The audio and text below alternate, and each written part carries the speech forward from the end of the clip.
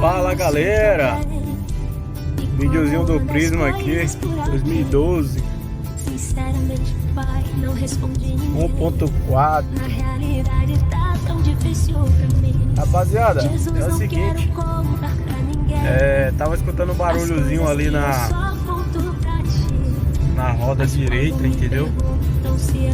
E aí o que acontece? Eu venho no mecânico ali pra eles dar uma olhada ali. Era a junta maçonética, a junta maçonética e um pivôzinho do lado direito, entendeu?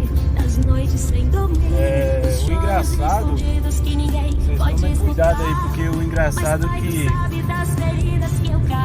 ela não fez barulho. Eu só percebi duas vezes o barulho bem fraquinho quando eu rolei a direção toda para um lado, né, e tentei sair. Eu percebi só duas vezes. E segundo o mecânico lá falou que estava perto já de ela sair, desmontar, entendeu? A travazinha já estava bem. O que fica aqui de lição para nós, né, que temos carro ou moto, qualquer coisa que precise de uma manutenção, é que a gente se atente a isso. Qualquer coisa que a gente perceber no carro, a gente procurar uma pessoa, uma oficina especializada, um mecânico, né, para que a gente mantenha aí a segurança dos demais e a nossa segurança também, né?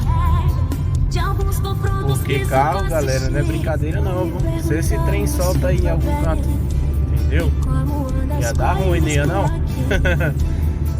Aí, ó, muita maçonética e o pinozinho ali, mas o problema é que nem todo era o pino. Tava ruim, de verdade tava, mas a junta maçonética aí, né? Certo que acho que a junta maçonética não daria tanto assim, né? Coisa, mas o importante é fazer revisão e andar sempre em dias. É isso, galera? Então é isso, rapaziada. O vídeo de hoje foi o seguinte: mantenha sempre seu carro na revisão, fique atento aí ao seu carro, a sua moto, hein? Para que não tenha dor de cabeça na estrada. Se ela solta comigo em algum canto aí, quer pagar aqui, chamar o mecânico, chamar o mecânico perto, ia dar um rolo danado, hein?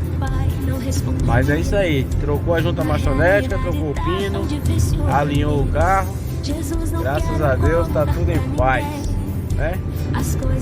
Valeu, galera, se inscreva aí, é nóis, tamo junto, metendo marcha aqui no Prisma 2012.